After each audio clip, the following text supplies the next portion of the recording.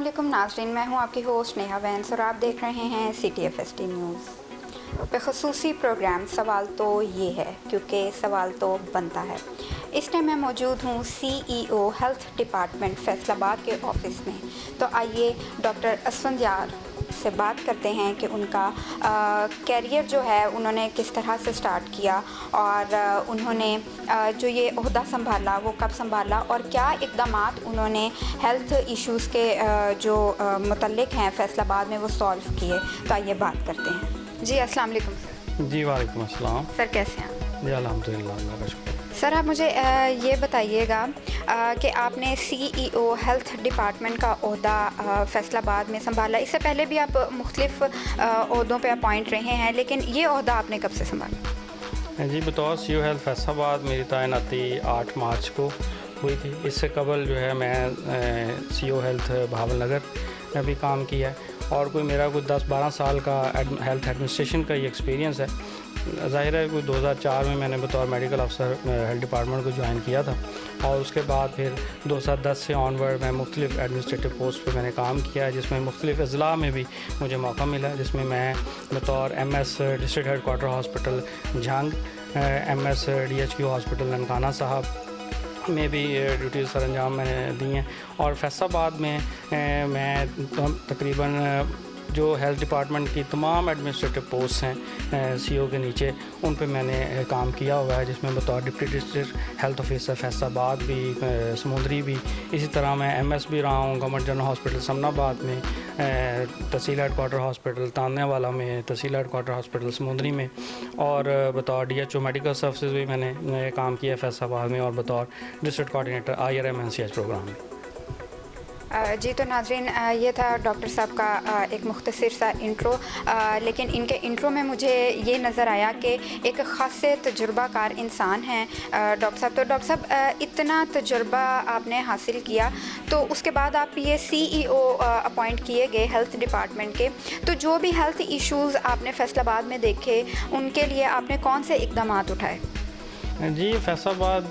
जो district health authority है, इसकी एक तो मैं ये बिला शुबा ये बात कहूँगा कि यहाँ हमारे पास बेहतरीन टीम ऑफिस में भी और फील्ड फार्मेशंस में भी हमारे पास अवेलेबल है और मुझसे पहले भी अच्छा काम हो रहा था। और क्योंकि हमारे सेक्रेटरी मोहतरम जनाब अली जान खान साहब इस वक्त सेक्रेटरी हैं प्राइमरी सेकेंडरी के, उनकी जो खसूसी हदायत हैं 2-4 चीज़ें उनका मेन फोकस है। एक तो बायोमेट्रिक अटेंडेंस जो सिस्टम है, ये चूँकि कोविड के आने के बाद जो है वो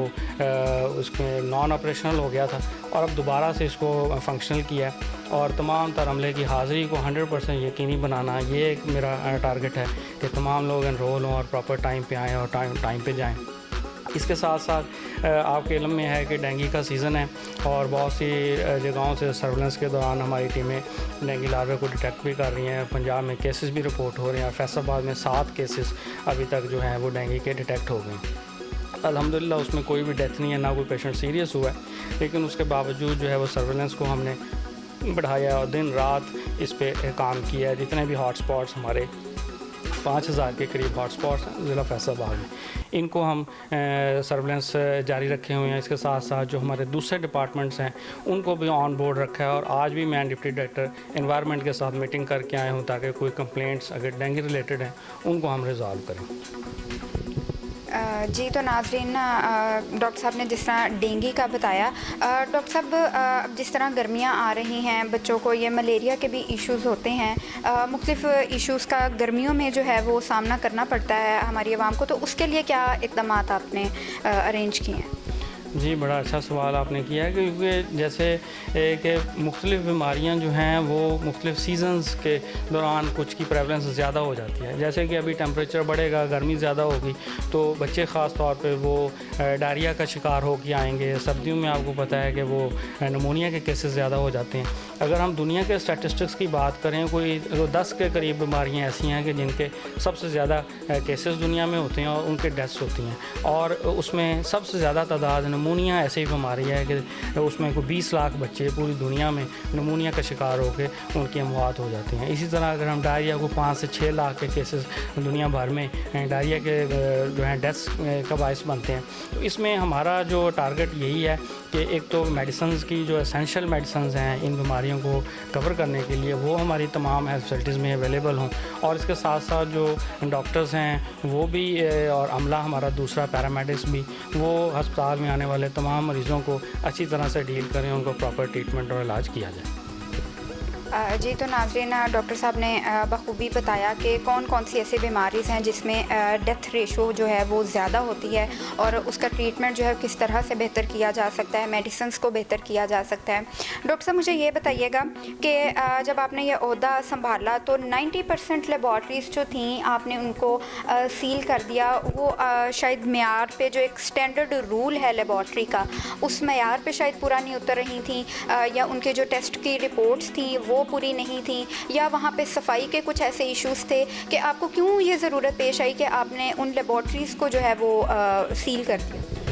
नहीं, इसमें कि सिर्फ लेबॉर्ट्रीज़ को ही किया है ये ऐसा नहीं है, और 90% तो अभी हज़ारों की तादाद में लैब्स ज़िला फैसलाबाद में 88 लाख आबादी का ज़िला है, और यहाँ जो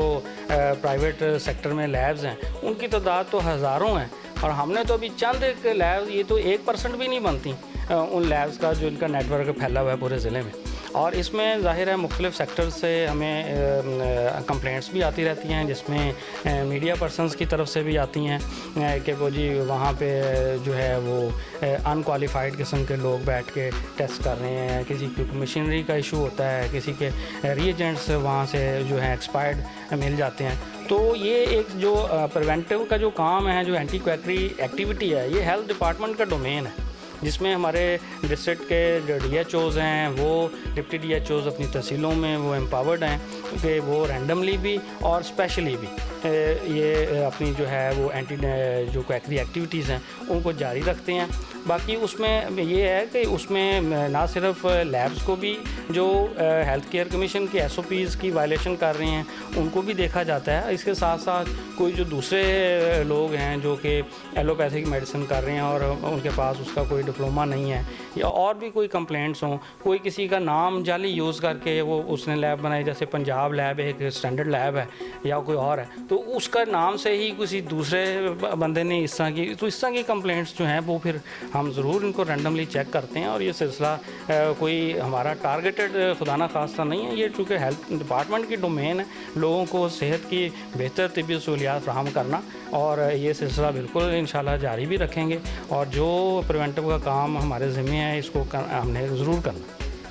डॉक्टर साहब, जो आपके अंडर गवर्नमेंट हॉस्पिटल है उसकी भी आपने जो लैब है वो स्थित है, उस लैब में आपको क्या था कि वो सफाई का इशू था या अनक्वालिफाइड एम्प्लॉयज़ थे वहाँ पे, उस लैब में आपने क्यों, क्योंकि वो तो एक गवर्नमेंट का अदारा है, तो उसमें ऐसी क्या आपको शिकायत नज़र आई कि आपने उसको भी सील कर दिया? नहीं, वो चूँकि हमारे जो DHO मेडिकल सर्विसेज हैं डॉक्टर ताल मुनम साहब, उन्होंने विज़िट किया था किसी इंक्वायरी के सिलसिले में, तो उसमें फिर चूँकि उन्होंने मौके पे देखा कि उनका जो रिकॉर्ड था वो प्रॉपरली मेंटेन नहीं था, कुछ और SOPs थे जिनकी वायलेशन हो रही थी, तो उस पर उनको फिर उन्होंने एक्शन उसके ख़िलाफ़ लिया। जी, तो नाज़रीन, डॉक्टर साहब ने बड़ा अच्छा कदम उठाया, क्योंकि जो ये लैब में टेस्ट होते हैं अगर उनका मेयार एक स्टैंडर्ड रूल के अकॉर्डिंग ना हो, टेस्ट में इश्यूज़ हों, तो लाखों लोगों की ज़िंदगियां जो हैं वो दाव पे लगी होती हैं सिर्फ एक लैब टेस्ट की वजह से। तो बहुत अच्छा डॉक्टर साहब आपने ये कदम उठाया, और ये बड़ा नेसेसरी था हमारी फैसलाबाद की आवाम के लिए ख़ास तौर पे। डॉक्टर साहब, मुझे ये बताइएगा कि पिछले दिनों ही CTFST न्यूज़ की टीम भी आपके साथ थी, आपने मदीना टाउन रीजन इकबाल नगर में एक मेडिसिन की जो फैक्ट्री है, जाली मेडिसिन जहाँ पे बनाई जा रही थी, आपके साथ DDO साकिब साहिब थे वहाँ पे, और ज़िशान साहब थे, ड्रग इंस्पेक्टर थे, और शबाज साहब थे आपके साथ। तो वो जो जाली मेडिसिन बन रही थी, लाखों लोगों की ज़िंदगियों के साथ वहाँ पे खेला जा रहा था, उस पर मज़ीद क्या कार्रवाई जो है वो देखने में आ रही है, और उसके लिए क्या हो सकता है मज़ीद? जी, उसमें एक तो उनके मौके के ऊपर सैंपल्स ज़ाहिर है लेके ड्रग टेस्टिंग लैब को भेजे गए हैं और उसके साथ साथ फॉर्म 5 के ऊपर उनके प्रेमिसेस को सील किया गया ताकि वहाँ नई प्रोडक्शन ना हो सके। और चूँकि ये एक प्रोसेस होता है, इसमें जो है जितने भी इस तरह के केसेस हों जहाँ पे कोई जाली मेडिसिन है, कोई मिस ब्रांडेड है या कोई इस तरह की चीज़ हमें वायलेशन जो ड्रग एक्ट की नज़र आती है, वहाँ हमारा जो डिस्ट्रिक्ट क्वालिटी कंट्रोल बोर्ड है पूरे ज़िले में वो इस तरह के तमाम केसेस की हियरिंग करता है और उसकी मीटिंग कल 10 बजे चेयरमैनशिप जो है डीसी साहब के अंडर वहाँ पे होगी और उसमें कोई ये 50+ के करीब इस तरह के केसेस हैं मुख्तलिफ नौइयत के, जिसमें ये मैन्युफैक्चरिंग यूनिट्स भी शामिल हैं, कुछ और वायलेशंस के केसेस हैं। तो ज़िले भर के वो सारे डिस्कस होंगे और एज़ पर क्राइटेरिया जो वायलेशन होगी उसके मुताबिक उनके डिसीजन लिए जाएंगे। ये एक बड़ा ख़तरनाक काम है कि जाली मेडिसिन है उसकी मैन्युफैक्चरिंग हो रही है। ना जाने ये लोग क्यों लोगों की ज़िंदगी के साथ ही खेलते हैं। लेकिन जहां CEO डॉक्टर राना असवंद यार जैसे ओहदेदारान मौजूद हों तो इन चीज़ों पे ज़रूर काबू पाया जा सकता है और लोगों की ज़िंदगियां जो हैं वो बचाई जा सकती हैं। डॉक्टर साहब मुझे ये बताइएगा कि डॉक्टर उमर चट्ठा साहिब जो हैं मुख्तलिफ़ ज़राए से पता चलता है कि वो हमारे शहर के लिए और ये हेल्थ डिपार्टमेंट के लिए बाइसे बदनामी हैं और करप्शन में उनका जो हाथ है वो हमेशा से गर्म रहा है। तो आपके लिए भी, क्योंकि आप CEO हैं इस टाइम हेल्थ डिपार्टमेंट के, आपके लिए भी वो बाइसे बदनामी है, तो इस मामले पे ज़रा आप रोशनी डालेंगे? जी, अभी आपने मुझे पॉइंट आउट किया है। वैसे मेरी तैनाती के बाद आज तक मुझे किसी फोरम से उनकी कोई कंप्लेंट रिसीव नहीं हुई। बाकी जहाँ तक देखें, चूँकि वो डिप्टी डिस्ट्रिक्ट हेल्थ ऑफिसर हैं तहसील सदर के, और इजाफी तौर पे हमने उन्हें इकबाल टाउन भी दिया हुआ है बतौर टाउन इंचार्ज, उनकी ज़िम्मेदारी लगाई हुई है। तो उसमें ऑब्वियसली उन्होंने तमाम तर जो हेल्थ रिलेटेड एक्टिविटीज़ हैं जिसमें डेंगू की भी हैं, एंटीक्वैकरी भी हैं, बाकी हमारे जो EPI की रूटीन एक्टिविटीज़ चल रही हैं, कुछ स्पेशल कैंपेन्स हैं, उन सारों को उन्होंने मॉनिटर करना होता है। और इसमें अगर कोई देखें किसी का कोई पैसे का लेन देन है, कोई इस तरह का मामला है, तो वो हमारे डिपार्टमेंट के अलावा एक एंटी करप्शन डिपार्टमेंट पूरा इस्टेब्लिश्ड है। अगर किसी की कोई ग्रीविंस है तो वो उस फोरम पे जाएं, उसको ज़रूर एड्रेस करें। तो मैं तो बिल्कुल किसी की अगर इस तरह की कोई बात है, ना तो हम उसके हक़ में हैं, ना मैं इसको कहूँगा कि ये जायज़ है, ये बिल्कुल गलत बात है। और अगर कोई ऐसी चीज़ है कि वो मेरे इल्म में लेके आए, इंशाल्लाह उसकी भी इंक्वायरी करेंगे और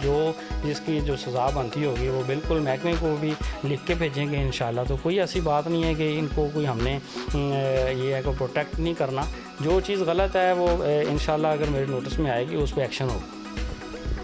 डॉक्टर साहब, इसके अलावा मुख्तलिफ़ ज़राए से ये भी पता चला है और सबूतों के साथ ये पता चला है कि इन्होंने अपने कुछ प्राइवेट बंदे रखे हुए हैं और उनको ये मुख्तलिफ़ क्लिनिक्स पे भेजते हैं और फिर उनको सील करवा दिया जाता है और फिर उनसे पैसों की डिमांड की जाती है। जो इन्होंने अपने बंदे वहाँ पे भेजे होते हैं वो पैसों की डिमांड करते हैं। अगर तो वो सौदेबाजी चलती है, अगर तो उनका सौदा पूरा हो जाता है तो वो उसको फ़ौरन से डीसील भी कर देते हैं, और अगर उनका सौदा नहीं होता तो वो उसको सील रहने देते हैं। तो क्या ये एक बहुत गलत कदम नहीं? ये तो आपने बिल्कुल सही कहा है कि छोटे जो नेगलेक्टेड या पेरिफेरी में जो क्लिनिक्स हैं वो बिल्कुल होने चाहिए, लेकिन उसमें ये भी हमने देखना है कि क्या